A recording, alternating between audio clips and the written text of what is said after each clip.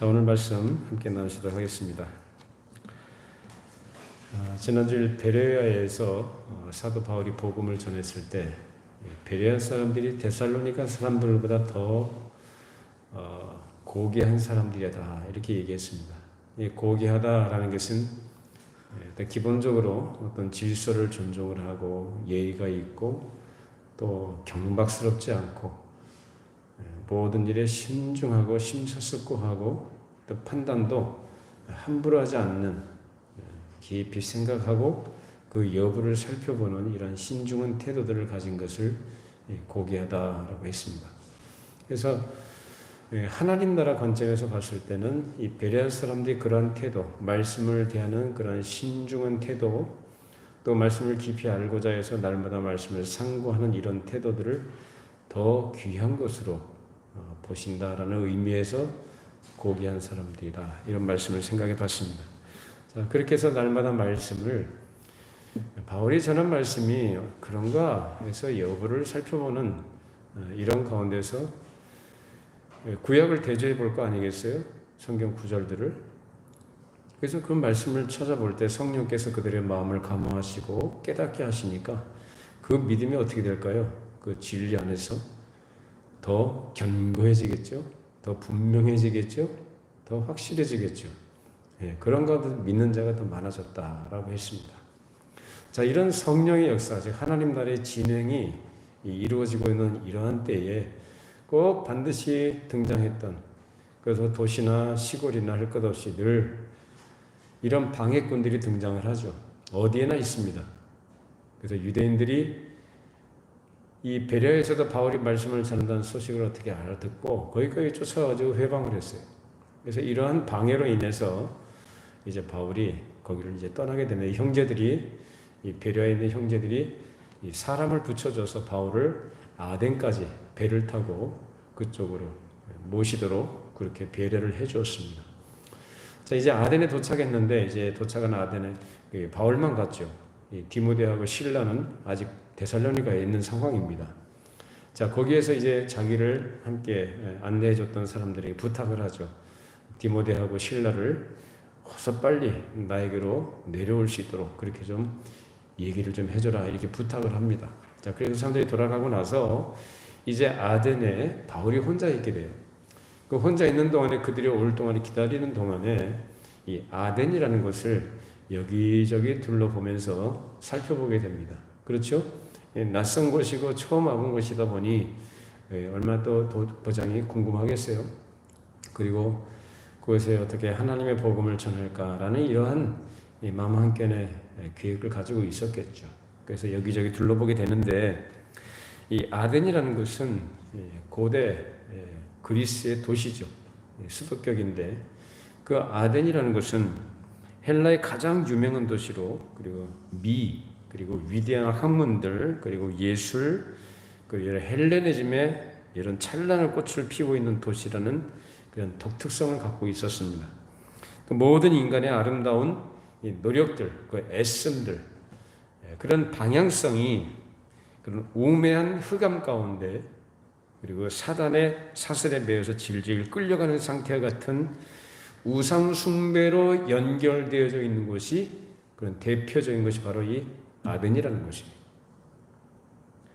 실제로 그곳에 우상이 굉장히 많이 있었는데 하도 갖가지 우상들이 너무 많으니까 그 네로 황제 시대 유명한 로마의 문인인 페트로니우스라는 사람이 뭐라고 했냐면은 아덴에서는 사람을 만나는 것보다 신을 만나는 게 더 쉽다라고 할 정도로 그만큼 사방에 신들이 널려 있었던 것입니다. 그런 곳에 예수 그리스도의 복음을 전하는 사도 바울이 도착한 것이죠. 자, 읽었던 사도행전 17장 16절 18절 다시 읽어보시죠. 바울이 아덴에서 그들을 기다리다가 그 성에 우상이 가득한 것을 보고 마음에 격분하여 회당에서는 유대인과 경건한 사람들과 또 장터에서는 날마다 만나는 사람들과 변론하니 어떤 에피크로스와 스토아 철학자들도 바울과 쟁론할세 어떤 사람은 이르되 이 말쟁이가 무슨 말을 하고자 하냐 하고 어떤 사람은 이르되 이방인 신들을 전하는 사람인가 보다 하니 이는 바울이 예수와 부활을 전하기 때문이로라. 자, 우상에 돌아다니다 보니 여기저기 우상이 가득한 것을 보고 바울이 뭐라고 했어요? 그 마음에 격분했다라는 거. 그래서 거기도 유대인의 회당이 있었는데 그 회당에서는 유대인들과 그리고 장터라면은 뭐 저작거리라고 할 수 있겠죠. 그런 데는 다양한 사람들이 왕래하는 곳이 않습니까? 그래서 그런 곳에서는 만나는 사람마다 붙들고 그들과 변론을 하는 거예요. 쟁론을 하는 거예요. 그러니까 그 사람들이 갖고 있는 생각이나 그 습성들, 이 젖어 있는 사고들이 어떤 사고들이냐?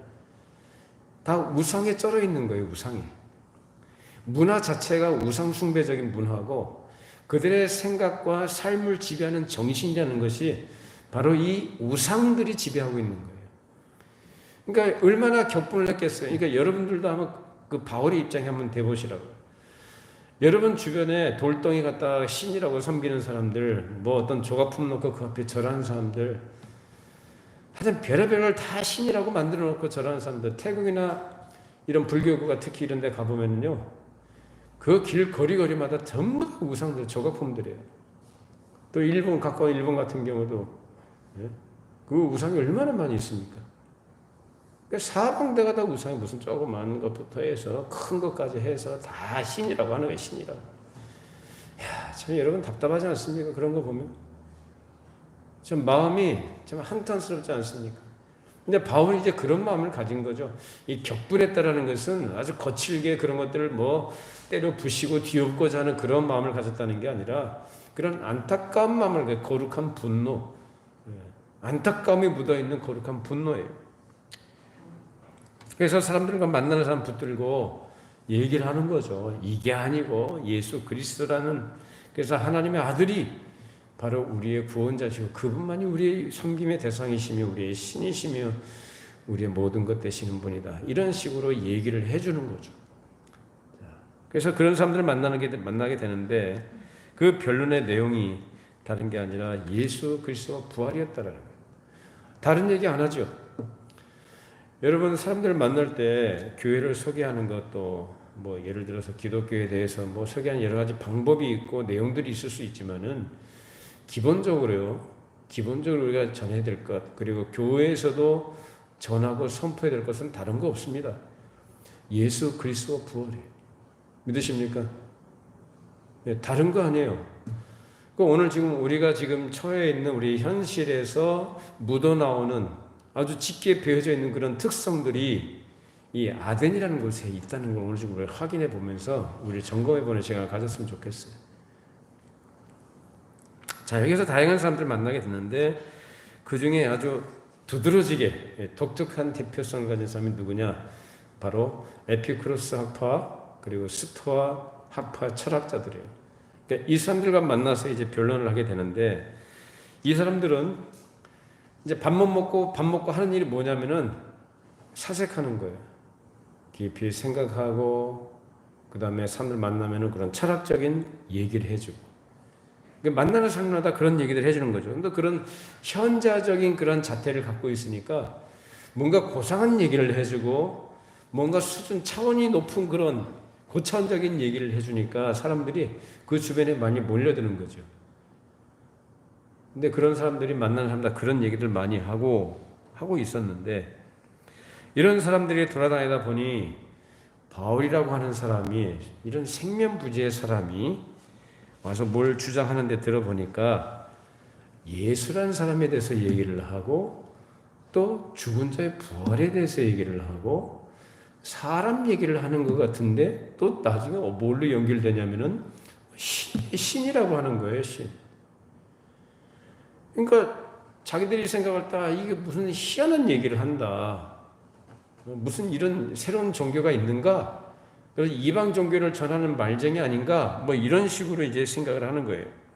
자, 그렇게 해서 이제 스토아 철학자들하고 에피쿠로스 철학자들이 좀 더 많은 얘기를 좀 나누고 싶어서 많은 사람들이 운집할 수 있는 적당한 장소로 가자고 해서 바울이 이제 그들과 함께 아레오바고라는 곳으로 이동을 하게 돼요. 자, 아레오바고라는 것은 군신을 모시는 곳이다라고 합니다. 군신이 뭘까요? 군대신. 마찬가지로 귀신이에요. 그런 귀신을 섬기는 그 자리 아레오바고, 그러니까 광장격인데 거기서 재판도 하고 무슨 판결도 내리고 또 사람들과 토론을 벌이는 그러한 회집 장소가 이 아레오바고라는 곳입니다. 자, 그곳에 이제 이동을 하게 되는데, 자, 오늘 본문 17장 19절 21절까지 읽어보십니다. 그를 붙들어 아레오파고로 가며 말하기를, 내가 말하는 이 새로운 가르침이 무엇인지 우리가 알 수 있겠느냐? 내가 어떤 이상한 것을 우리 귀에 들려주니 그 무슨 뜻인지 알고자 하노라 하니, 모든 아덴 사람과 거기서 나그네 된 외국인들이 가장 새로운 것을 말하고 듣는 것 이외에는 달리 시간을 쓰지 않음이러라. 자, 아레오파고에 가가지고 이 바울로부터 뭔가 새로운 것을 좀 듣고자 했다. 이처럼 아덴 사람들은 외부로부터 어떤 뭔가 새로운 것들, 듣지 못했던 새로운 이야기들, 어떤 내용들, 이런 것들에 대한 대단한 호기심을 가지고 있었고, 그것을 듣고자 하는 기대와 흥미를 갖고 있었는데, 그것이 바로 그러한 특성이 아덴을 형성하는 문화적인 요소 가운데 하나였습니다. 그런 특성을 가진 아덴의 문화 예술, 그리고 그런 특성으로 인해서 사상의 발전을 가져왔고, 오늘날도 많은 사람들이 벌써 수천 년이 지났잖아요. 지금 거기는 지금 다 폐허가 되어 있지 않습니까? 근데 폐허가 되어 있는 그런 신전들, 파르테논 신전 많이 들어보셨죠? 파르테논 신전, 아크로폴리스, 뭐 그런 광장들, 또 여러 제단들, 여러 건축물들, 이러한 석상과 이 조각품들의 역사적인 의미를 부여하기도 하고 찬양하고 큰 자랑거리를 여기고 있는 거예요. 실제로 이제 저는 가보진 못했습니다만은 인터넷으로 사진들을 한 번씩 보거든요. 그러면은 파르테논 신전이라든지 아크로폴리스 광장이라든지 로마의 콜로세움이라든지 이런 고대 건축물들을 보면은 오늘날처럼 그런 기구나 장비가 그렇게 없었던 시대에 어떻게 저렇게 수십 톤 되는 돌들을 저렇게 쌓아 올렸는가. 참 생각할수록 참 놀랍죠. 어떻게 저렇게 오늘날처럼 그렇게 기구가 발달한 그 시대가 아닌데 그렇게 조각들을 더 단단한 돌들을 캐내가지고 세우고 깎아가지고 조각품을 저렇게 아름답게, 그것도 대칭이 딱 맞아요. 굉장히 건축술이 굉장히 뛰어났던 거죠. 고대 사람들이. 이걸 생각해 본 적이 없습니까, 여러분? 참 아름답죠. 그러니까 오늘날 사람들이 생각할 때도 참 옛날 사람들이 어떻게 저렇게 만들었을까? 그것을 아주 찬탄하면서 그 아름다운 미를 찬양하고요. 거기에 역사적 의미와 가치를 부여하고 막 그런다는 거예요. 당시 바울도 그런 문화예술적인 활동들, 거기에 대한 위대한 지식과 철학자들의 이론들을 보았을 때에 바울도 사람이다 보니, 그리고 그 사람은 또 똑똑한 사람이잖아요. 지식인이잖아요. 그러니 얼마나 강한 인상을 받았겠어요. 그래서 그러한 아덴 사람들의 특성을 인정하면서도 그 마음속에 강한 분노를 느낀 거죠.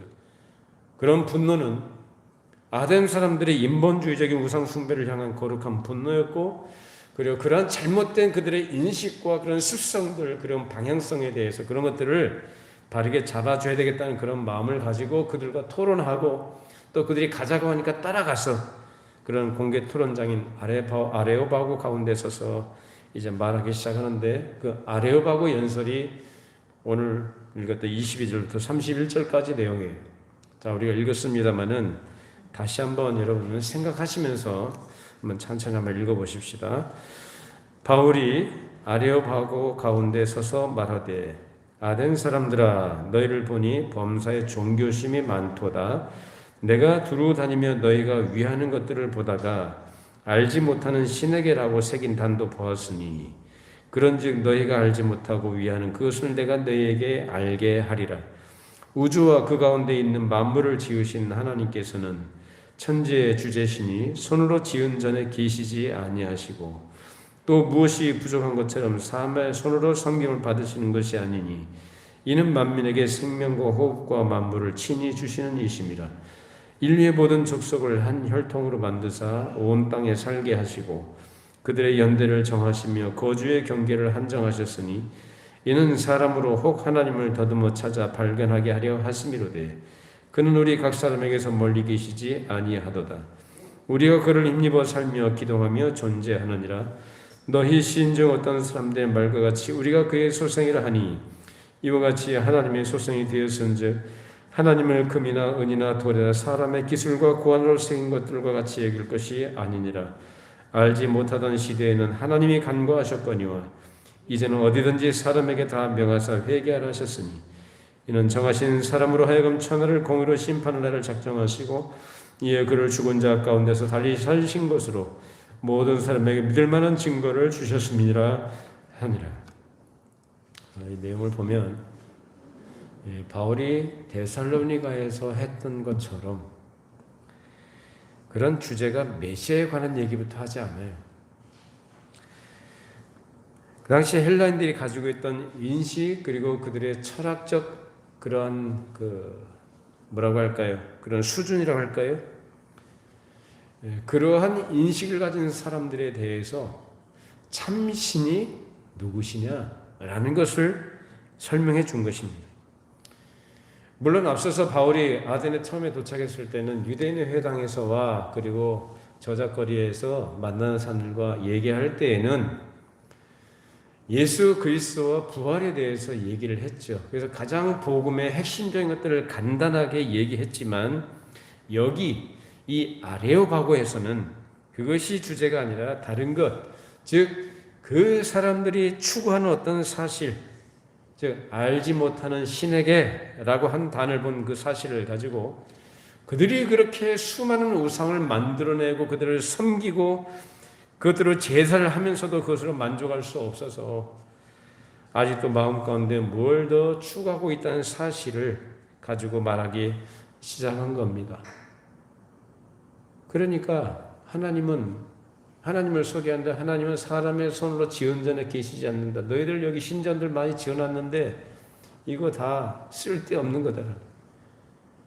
또 너희들이 신이라고 만든 그 신들에게 제사하고 제물을 갖다 바치는데 하나님은 우리 하나님 무엇이 부족한 것처럼 사람으로부터 그런 것들을 받으시는 분이 아니다라는 친히 사람들에게 생명과 호흡을 주시는 분이고 만물을 주시는 모든 만물의 근원이시고 주권자시라 전능하신 하나님이다라는 것을 여기서 얘기를 하기 시작하는 거예요.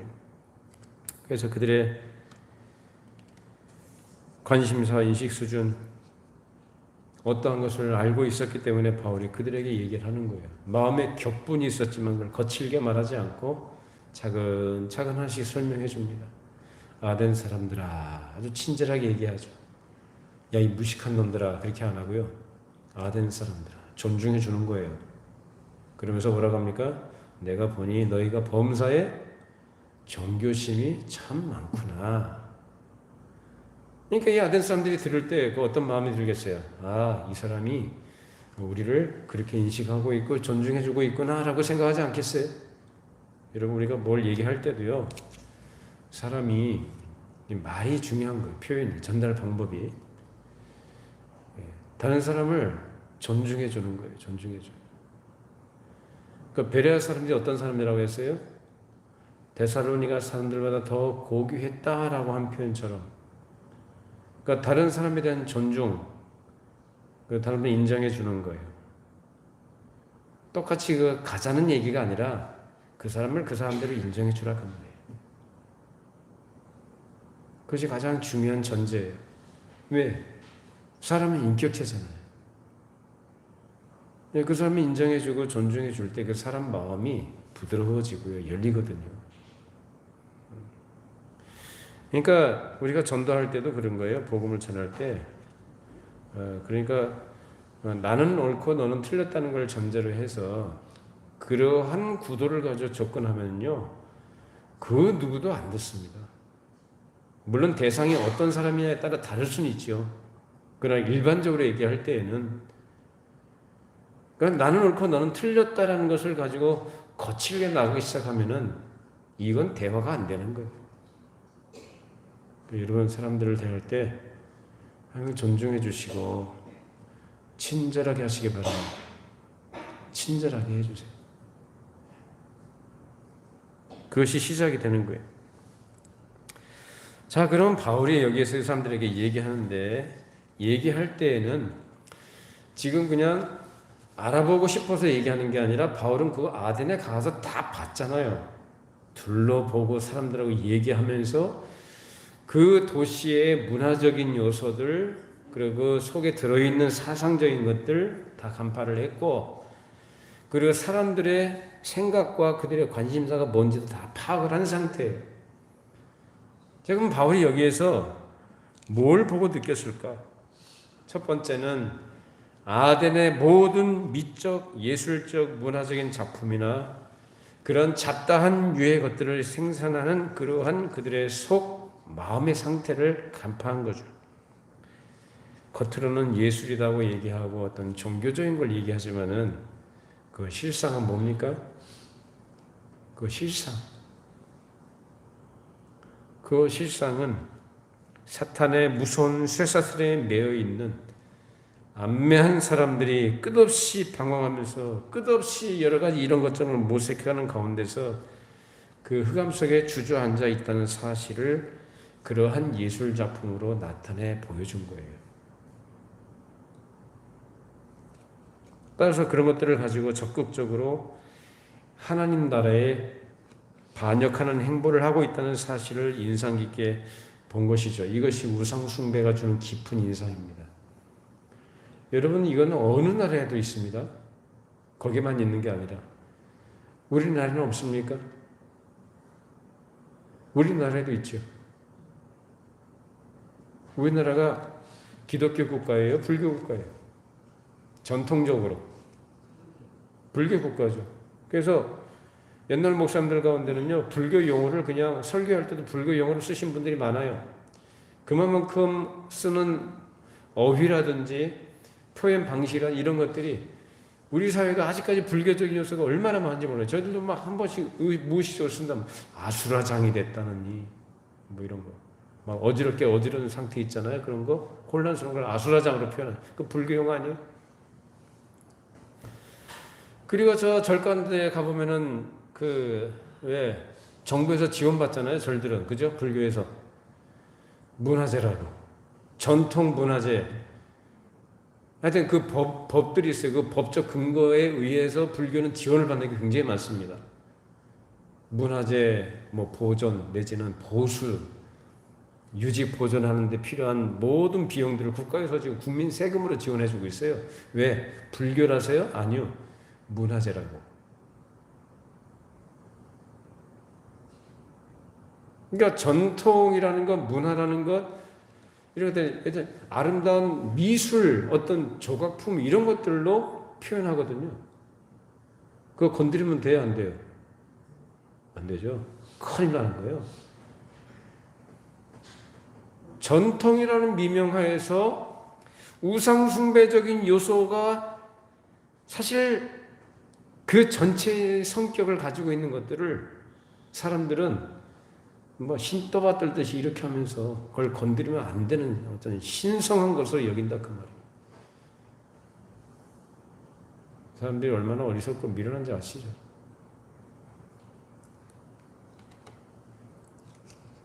그래서 사람들이 인간 문화의 위대한 행동과 소사람들이 곁들이는 그 우상 숭배라고 할 때 우상 섬기기 위해서 미술, 조각들, 회화 그리고 건물 이런 것들을 세우고 그럴듯한 재래의식을 행하고 훌륭해 보이는 조각품이나 음악 같은 것도 다 만들어냅니다. 그래서 인류의 역사를 보면 다 우상 숭배 역사예요. 전통이라고 하고 풍습이라고 하고 다 우상 숭배.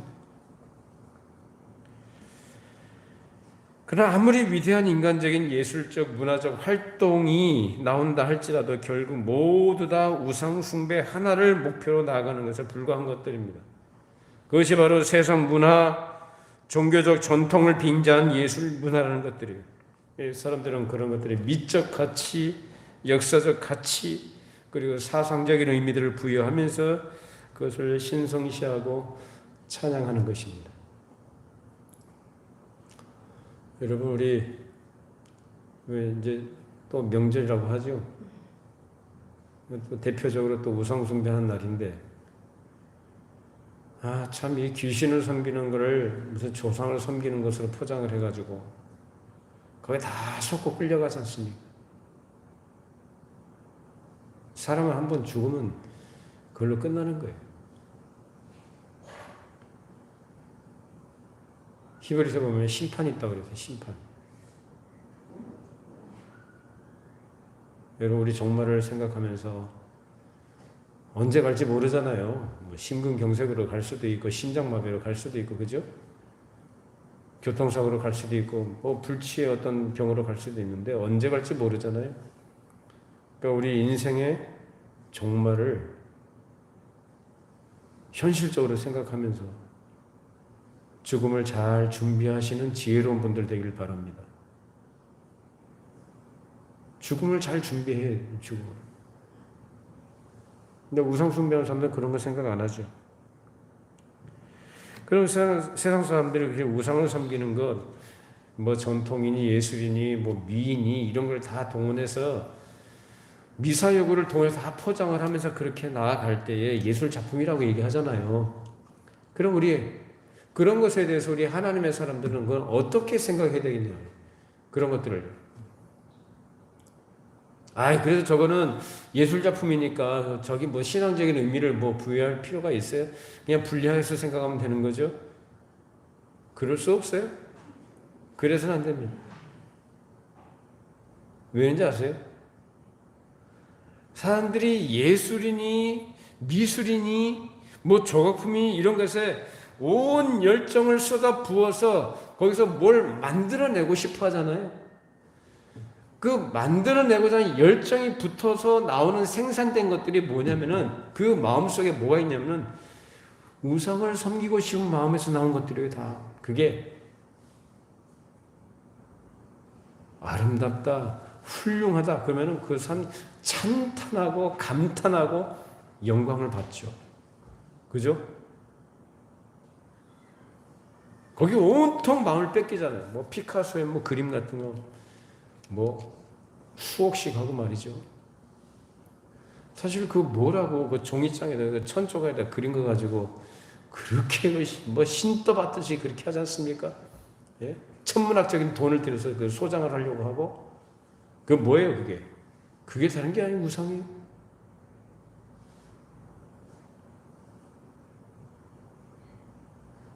그러니까 우상이라는 것이 바로 그러한 속성을 갖고 있단 말이에요. 온통 마음을 빼앗기는 거예요. 사람의 정신을 뺏어가는 거예요. 그 정신의 지배를 받는 거예요. 그게 우상이에요.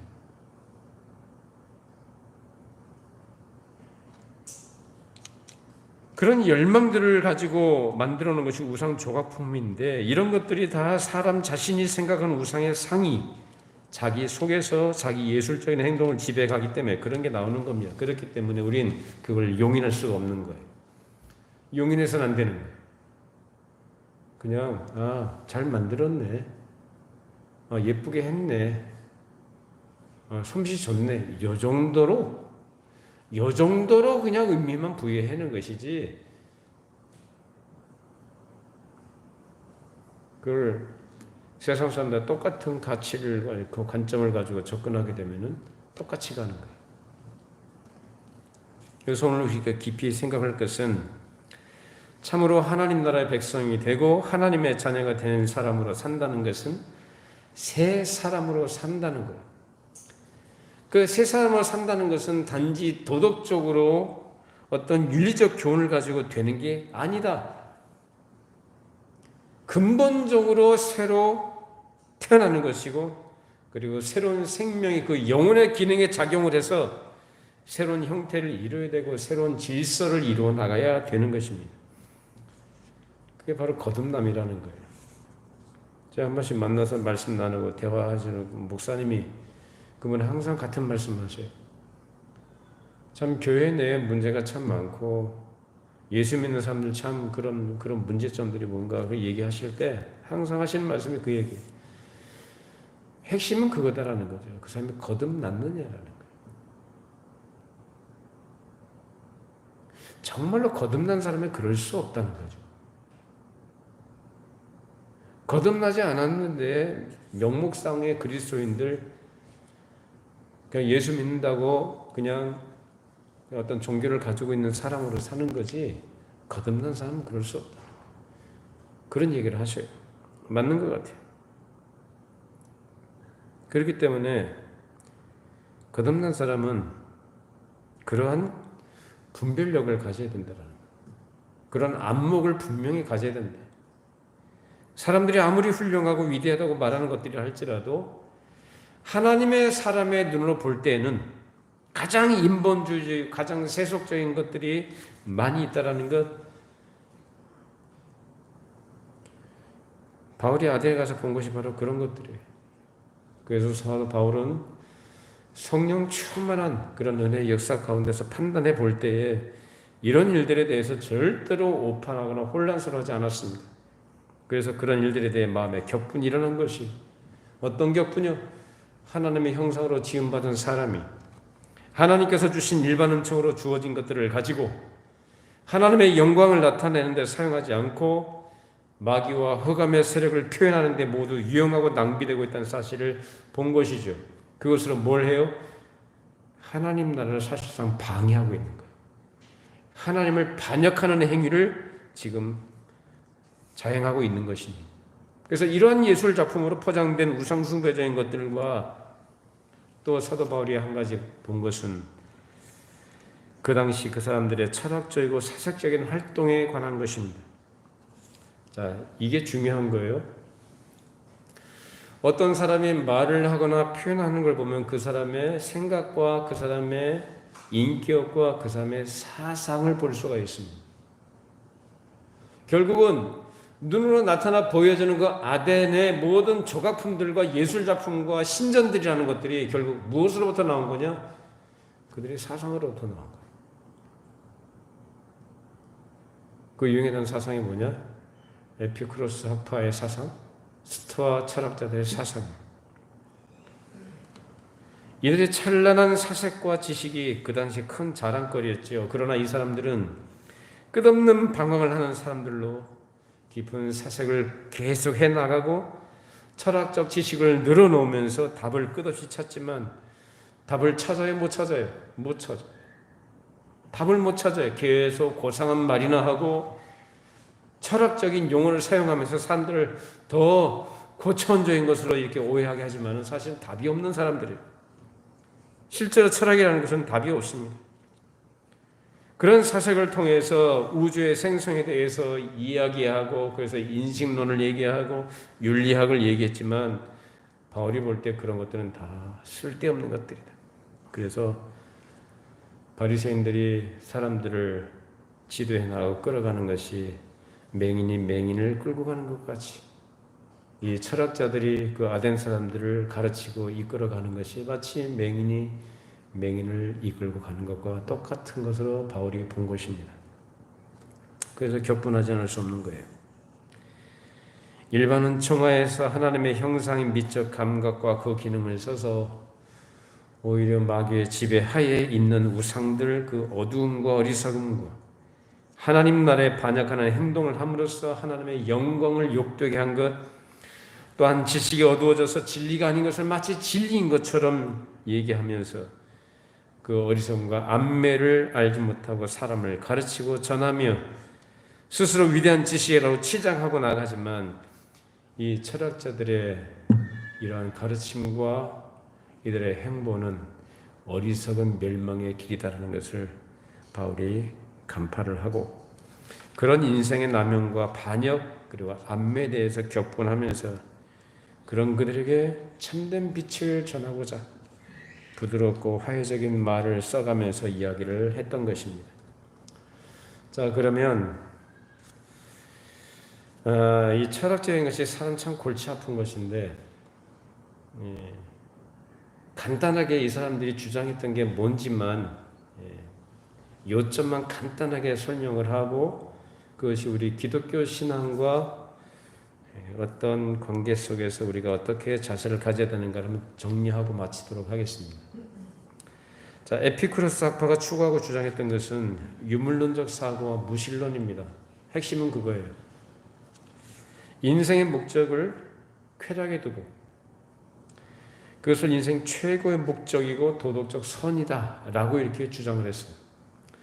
근데 여기서 말하는 쾌락이라는 것은 육체의 감각적 쾌락이 아니고 정신적, 정서적 쾌락을 말해요. 이해되시죠? 네.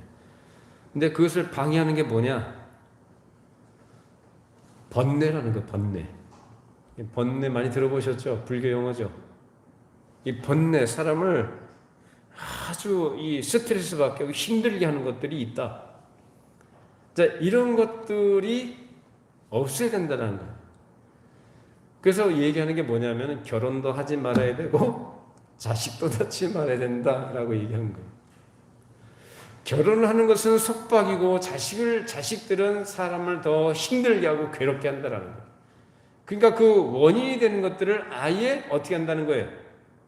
아예 처음부터 없도록 해야 된다. 그래서 결혼도 하지 말아야 되는 것이고 자식도 낳지 말아야 된다. 그 번뇌의 원인을 제거하고 그래서 마음의 평정 상태를 유지해 나가는 아주 뭐 밖에서 바람이 불고 폭풍이 부는 것 같은 그런 상황이 있어도 마음의 평정을 잘 유지해 나가는 경지에 이르는 것. 이게 뭐라고요? 쾌락이라고요.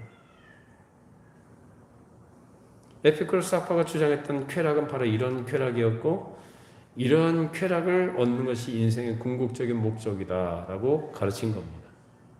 고상하죠?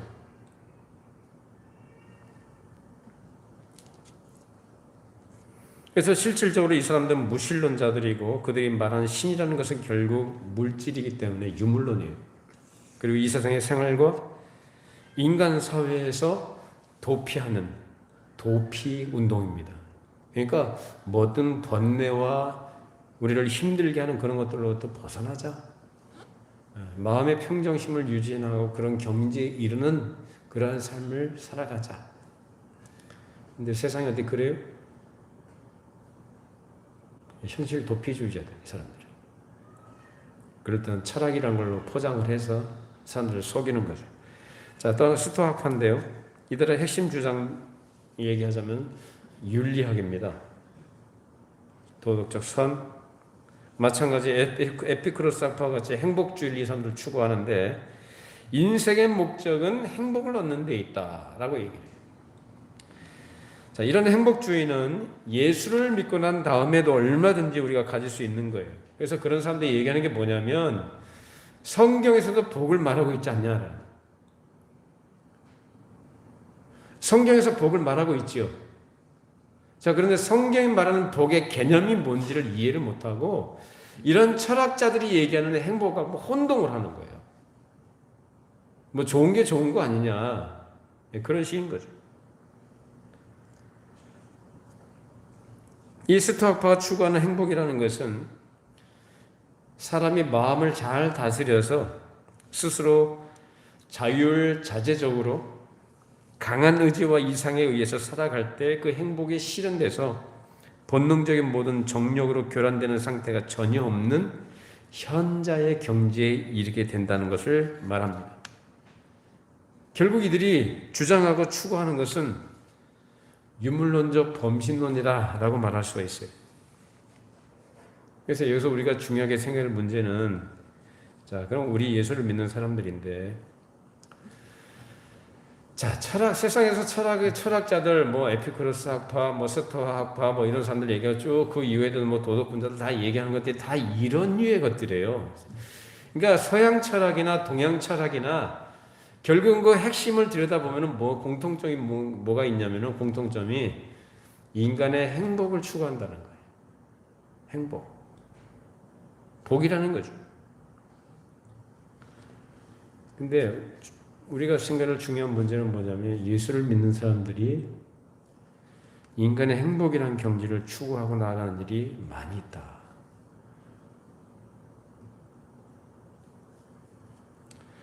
보통 많은 사람들이 예수를 믿고 자기가 만들어낼 수 없는 마음의 평안을 얻으려고 하고 또 많은 사람들이 예수는 예수대로 믿고 자기는 자기대로 마음의 평안을 늘 유지하고 살기 위해서 평안을 교란할 만한, 어지럽힐 만한 조건에 가까이 하지 않는 그런 현실 회피적인 생활을 많이 합니다. 근데 성경에서는 그런 걸 가르치지 않아요.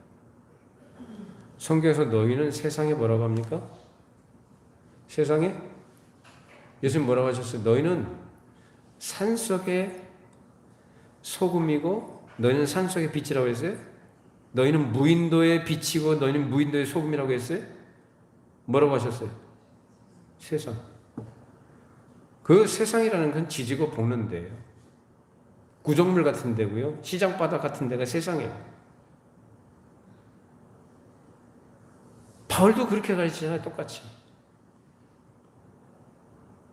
너희가 예수 안 믿는 사람들하고 교제하지 말라는 얘기가 아니다. 만약에 그럴 것 같으면 너희가 산속으로 들어가야 된다라.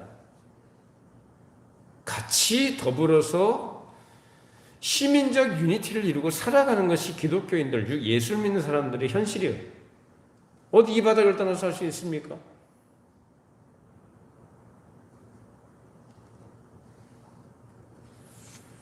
그런데 사람들은 이러한 세상의 철학자들이 가르친 것과 같은 그런 류의 행복주의에 빠져가지고 그런 영향을 받아서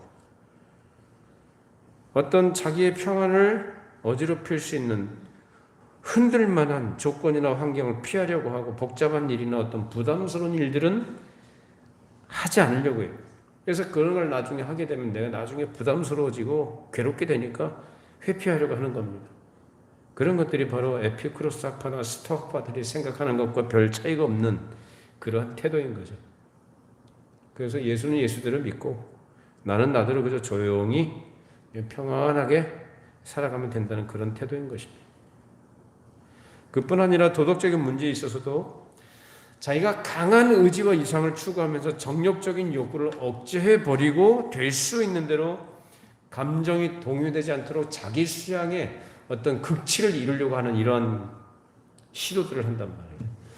성경에서도 그런 걸 가르치던가요? 우리 안에 정욕적인 것들이 있죠. 그 정욕이라는 것은 여러 가지가 다양한 성격이 있습니다만은 근데 이런 것들을 사람이 가지고 있는 이 본능적인 것들은 누가 주신 겁니까? 하나님께서 주신 거죠. 이것을 선하게 사용하도록 성령께서 우리에게 지혜를 주시고 우리를 그렇게 이끌어 가신 줄로 믿습니다. 그런데 이 정욕 자체를 부정적으로 보는 겁니다. 이것을 억제하고 이것을 자기가 스스로 컨트롤할 수 있는 그런 경지에 이르는 거예요. 그런 상태에서 자기 수양을 통해서 뭔가를 이루려고 하는 이런 철학적인 태도를 가지게 되는 거예요. 우리 기독교 신앙은 그런 게 아닙니다. 옛날 헬라인들이 추구했던 그런 마음의 평정과 육체의 정욕을 자기 스스로의 수양을 통해서 억제하는 것으로 마음의 평안과 행복을 얻고자 하는 이러한 시도들을 여러분 경계하셔야 돼요.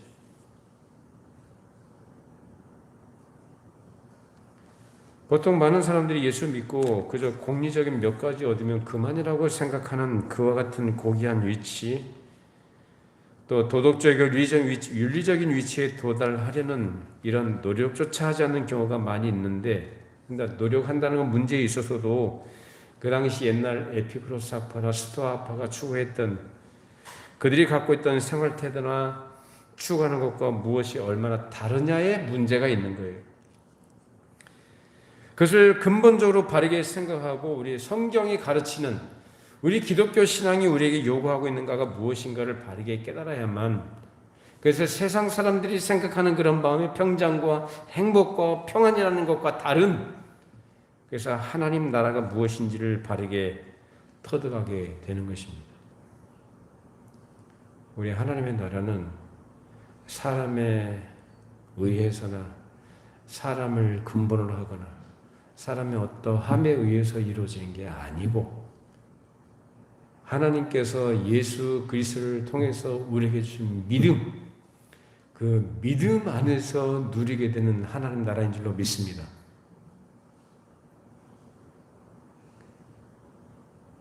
그래서 하나님 나라는 말에 있지 않고 능력이 있다라고 말씀하고 있잖아요. 그러니까 우리의 삶의 능력은 인간으로부터 나온 어떤 생각이나 소원이나 기대와 노력에 의해서 이루어지는 게 아니라 실제적으로 우리 안에 계시는 성령께서 우리에게 주시는 그런 능력적인 것들이에요. 그런 은혜가 우리에게 있기를 바랍니다. 그래서 하나님 나라라는 것을 헬라인들이 추구했던 것처럼 행복주의적 관점으로 생각하게 되면 큰 문제가 돼요.